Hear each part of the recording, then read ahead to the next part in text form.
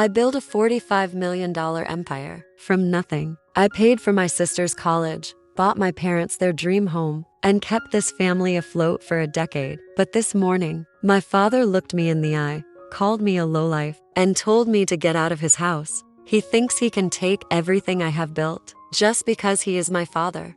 Fine. He wants a war. He has no idea who he is dealing with. Here is how I took it all back. My name is Victoria. I am 42 years old. I am the founder and CEO of a software company called Meridian Solutions. Last year, we generated $45 million in revenue. We employ 238 people across 4 offices. Forbes mentioned us in an article about emerging tech companies in the Northeast. My father has never read the article, has never asked about the company, has never once acknowledged that his daughter built something extraordinary out of nothing. Because in Thomas Hoang's world, daughters are not supposed to build empires. They are supposed to marry well and have children and make their parents look good at family gatherings. I did none of those things, so in his eyes, I remained a disappointment. I grew up in a household where achievement was measured in traditional metrics. Good grades meant nothing unless they led to a respectable marriage. Hard work meant nothing unless it was in service of someone else's goals. Success meant nothing unless it looked like what Thomas Hoang thought success should look like. My older brother Daniel was the golden child, pre-med at Cornell, married to a pediatrician, 2 children, a life that fit perfectly into the narrative my father wanted to tell about his family. I was the problem child, not because I was rebellious or wild or difficult, but because I was ambitious in ways that made my father uncomfortable. I wanted to build things, create things, start things. I taught myself to code at 15 using library books and a second-hand laptop I bought with money from babysitting. By 17, I was building websites for small businesses in our town. By 19, I had saved $8,000. Thomas told me I was wasting my time, that real success came from stability, that I should go to nursing school or become a teacher or find a nice young man who could provide for me. I went to community college instead, studied computer science, worked 3 jobs to pay for it, graduated with a degree and $12,000 in debt and a portfolio of freelance projects that showed I knew what I was doing. I got a job at a small software firm in Boston. Entry level, $42,000 a year. I lived in a studio apartment with 2 roommates and ate ramen 4 nights a week and learned everything I could about how businesses actually worked. Thomas told me I was barely surviving, that if I had just listened to him, I could have had a real life. I was 26 when I started Meridian Solutions. A friend from college had an idea for project management software designed specifically for construction companies. We built a prototype in my living room over 4 months. Launched it with $5,000 we scraped together from savings and credit cards. The first year we made $38,000 in revenue. The second year, $200,000. The third year, $1.2 million. Thomas told everyone I was lucky, that I had stumbled into something, that it would not last. By year 5, we had 15 employees and were generating $4.5 million in revenue. By year 7, 50 employees and $12 million. By year 10, we hit $30 million and I bought my first real house. Not a condo, not a rental, a house with my name on the deed and no mortgage because I paid cash. Thomas came to see it once, walked through the rooms with his hands in his pockets and his mouth pressed into a thin line. On his way out, he said the yard was too small and the neighborhood was too far from the city and I had probably overpaid. He never came back. My mother had died when I was 31, heart attack, sudden and complete. She had been the buffer between Thomas and me for my entire life. The person who smiled and nodded and quietly supported my choices while never directly contradicting her husband. After she died, there was no buffer, just Thomas and his disappointment and his inability to see me as anything other than the daughter who had failed to become what he wanted. Thomas remarried 2 years later. Diane was 56, a widow, pleasant and quiet and willing to let Thomas make all the decisions. They had a small wedding that I paid for because Thomas was retired and living on Social Security and a small pension that barely covered his basic expenses. I did not mind paying. I thought maybe generosity would build a bridge between us, that if I showed him I was successful and capable and willing to help, he would finally see me as something other than a disappointment. I was wrong. Thomas and Diane lived in a small townhouse in a retirement community. It was adequate but cramped. The walls were thin. The appliances were old. Diane mentioned once that she missed having a real kitchen, a place where she could cook for family gatherings. I bought them a house, not a mansion, not something ostentatious. A 3-bedroom colonial in a good neighborhood, new kitchen, new bathrooms, a yard with mature trees, a garage where Thomas could finally park his car instead of leaving it in a lot 2 buildings away. I paid cash, put the deed in Thomas's name, hired movers, made sure everything was perfect before they walked through the door. Thomas's response was to ask why I had not consulted him first, to tell me the house was too big and the taxes would be too high and I was being irresponsible with money. I paid the property taxes every year without being asked. I paid for the new roof when the old one started leaking, paid for the HVAC system when the old one died in the middle of summer, paid for the kitchen renovation when Diane said the cabinets were outdated. I paid for Daniel's children's private school tuition when he mentioned he was struggling with the cost, paid for family vacations to places Thomas wanted to visit, paid for medical expenses and car repairs and 100 small emergencies that came up over the years. I did all of this quietly, without asking for recognition, without expecting gratitude. I simply did it because they were family and I had the resources, and I thought that was what you did when you had more than you needed and your family had less. I was wrong about that too. The comment that made Thomas call me a lowlife came from Daniel. We were at a family dinner, Sunday, the weekly gathering that Thomas insisted on. Diane had cooked pot roast. Daniel and his wife Michelle were there with their 2 children. Everyone sitting around the dining room table in the house I had bought, eating food cooked in the kitchen I had renovated. Daniel mentioned a business opportunity. A friend of his was starting a medical supply company and looking for investors. $50,000 for a 10% stake. He thought it was a good deal. Thomas immediately turned to me. You should invest. You have the money. I looked up from my plate. I am not interested in that kind of investment right now. Why not? You have $45 million. What else are you going to do with it? The number was wrong. The company's revenue was $45 million. My personal net worth was different. But Thomas did not understand the distinction. To him, revenue and personal wealth were the same thing. The company's revenue is not my personal bank account, I said, and I have investment strategies that do not include putting money into businesses I have not researched. Daniel's face flushed. So my friend's business is not good enough for you? I did not say that. I said I am not making investments without proper research. You have enough money to research anything you want. You are just being selfish. I set down my fork. I have been paying for your children's private school for 3 years. I paid for this house. I paid for the roof and the kitchen and the medical bills when Diane needed surgery last year. I am not being selfish. I am being responsible with my resources. The table went silent. Thomas's face turned red. You think you are better than us because you have money? I never said that. You are sitting here acting like you earned everything yourself. Like you do not owe this family anything. Your mother and I raised you, gave you everything, and this is how you repay us. By throwing money in our faces and acting superior? I am not acting superior. I am explaining why I cannot invest in every opportunity that comes up. Cannot, or will not.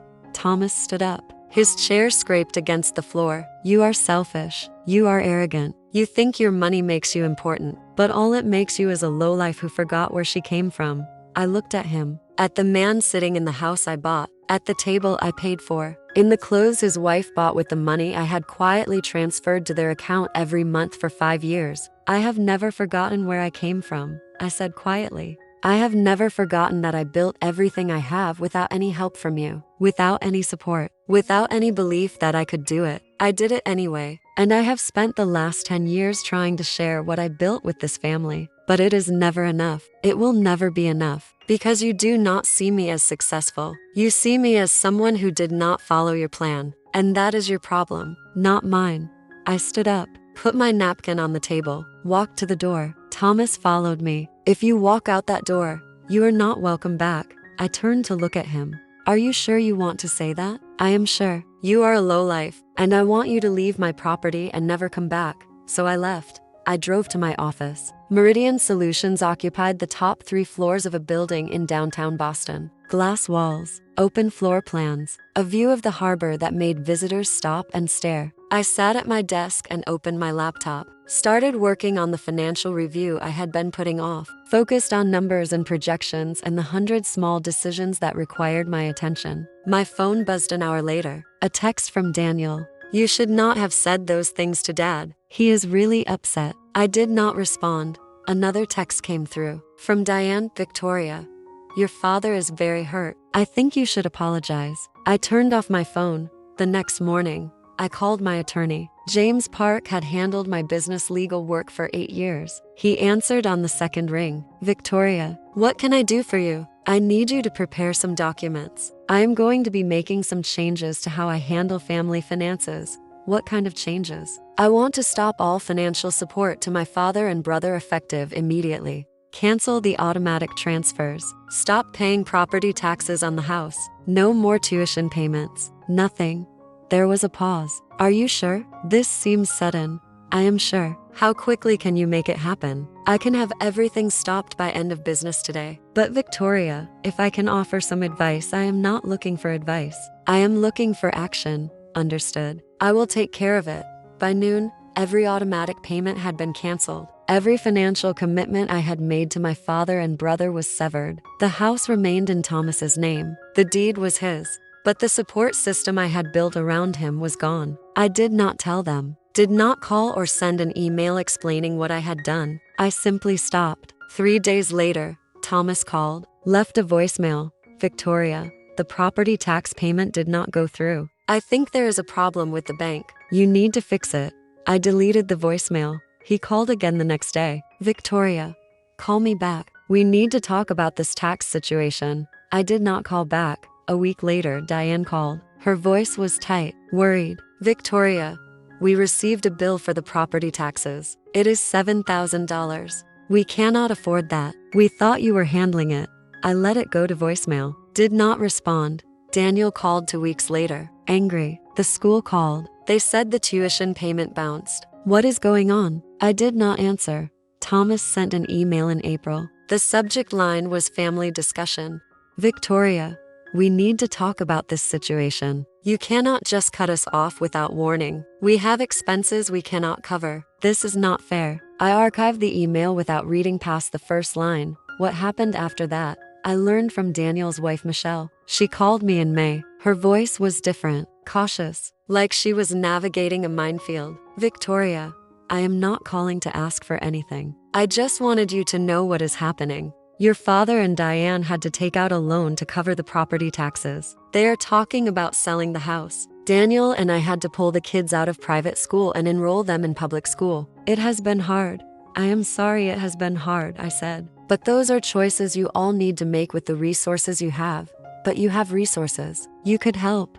I did help for 10 years, and it was never enough. I was never enough. So I stopped. "Victoria, your father said some things he did not mean he meant them. And I heard them. And I am done pretending that being family means accepting abuse in exchange for financial support." Michelle was quiet for a long time. "I understand. I just wanted you to know. Thank you for telling me." She hung up. Thomas and Diane sold the house in July, moved into a smaller townhouse, the kind of place they had been living before I bought them the Colonial. Thomas got a part-time job at a hardware store. Diane started working at a library. Daniel and Michelle adjusted. The public school was good. The kids adapted. Life continued. No one apologized. No one acknowledged what Thomas had said or how they had treated me. They simply moved forward, building lives with the resources they actually had instead of the resources I had been providing. I moved forward too.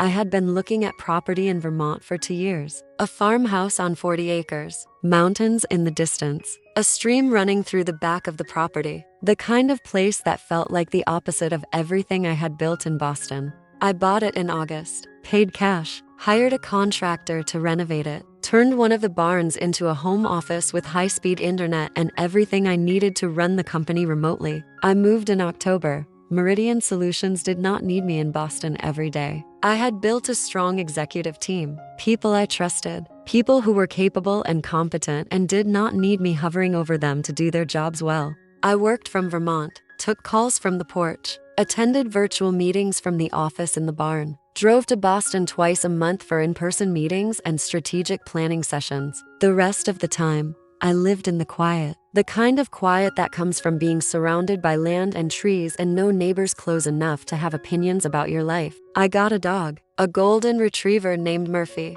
He followed me everywhere, sat beside my desk while I worked, walked with me down the long driveway every morning. I started running again, something I had not done since my 20s. 5 miles every morning, through the woods and along the roads that wound through the countryside. I felt lighter, clearer, like I had been carrying weight I did not realize was there until I set it down. I did not think about Thomas or Daniel or the house I had bought or the money I had spent. They were simply part of a past that had taught me what I needed to know and then let me go. In December, Daniel sent me a Christmas card, a photo of his family. The kids had grown. Michelle looked tired but happy. Daniel looked older. Inside, he had written a note. Victoria, I have been thinking a lot about what happened. I do not think we appreciated what you did for us. I do not think Dad appreciated it either. I am sorry for how things went. I hope you are doing well. Daniel, I read the note twice, set the card on the counter, looked at it for a long time. An apology, not from Thomas, but from Daniel. A small acknowledgement that maybe they had been wrong. It was more than I had expected, less than I needed. I did not respond, did not send a card back, did not reach out to restart a conversation that had ended when Thomas called me a lowlife and told me to leave. Some bridges, once burned, are not meant to be rebuilt. Some relationships, once broken, are better left in pieces. I had spent 10 years trying to earn my father's approval, trying to show him that I was successful and capable and worthy of respect, trying to buy connection with money because emotional connection had never been available. It had not worked. It was never going to work. Because Thomas did not see me as his daughter. He saw me as a resource, a bank account, a solution to his problems. And when I stopped being useful, I stopped being welcome. That was the truth, clear and simple and impossible to ignore. I had built a $45 million business, employed hundreds of people, created something that mattered, and none of it had been enough to earn my father's respect. So I stopped trying. I lived in Vermont, ran my company, took care of Murphy, ran through the woods every morning, built a life that was mine and no one else's. I am 44 now. Meridian Solutions generates $60 million in revenue. We are expanding into 3 new markets next year. Forbes mentioned us again, this time in an article about women-led tech companies. I have not spoken to Thomas in 2 years, have not returned Daniel's Christmas cards, have not visited the townhouse where they now live or asked how they are managing. I simply exist in the life I built, the one that does not require their approval or their gratitude or their presence. Some people might say I should forgive them. That family is family and you only get one father, and holding on to anger hurts me more than it hurts him.